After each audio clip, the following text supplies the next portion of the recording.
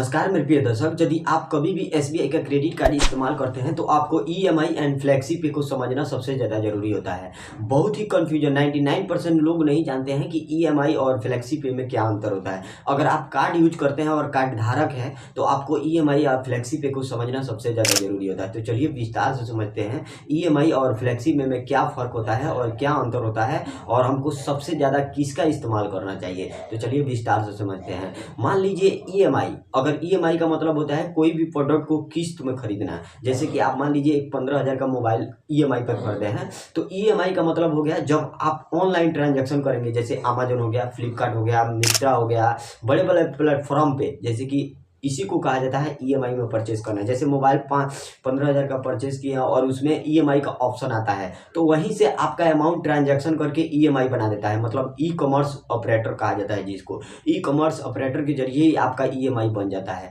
तो उसको कहा जाता है ईएमआई। अब बात आता है फ्लेक्सी पे। तो फ्लेक्सी का मतलब हो गया कि हम 20,000 रुपये का जाकर शॉपिंग कर लिए कहीं, जैसे कि कोई मार्केट में जाए और मार्केट में जाकर स्वाइप मशीन से शॉपिंग किए, या अपने क्रेडिट कार्ड से वॉलेट में से पैसा निकाल कर अपना बैंक अकाउंट में ट्रांसफर कर लिए। मतलब कोई भी तरीका से आप खर्च कर चुके हैं कार्ड से 20,000 रुपये, तो उसको उसका बिल, मतलब उसका सेटलमेंट होता है। जब 48 घंटा में सेटलमेंट होता है, तो 48 घंटा में सेटलमेंट होता है। जैसे ही 48 घंटा में सेटलमेंट होता है ना, तो वो बिल आपका बन कर तैयार होता है। बन के तैयार होने के बाद भी आप ईएमआई का फ्लेक्सी पे करवा सकते हैं।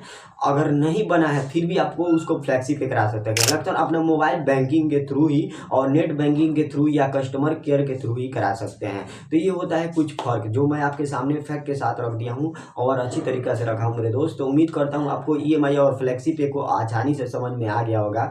मेरे भाई हमारे वीडियो को देख कर चले जाते हैं लेकिन सब्सक्राइब नहीं करते हैं। ऐसे ही फाइनेंस टिप देखने के लिए हमारे चैनल को जरूर सब्सक्राइब कीजिए।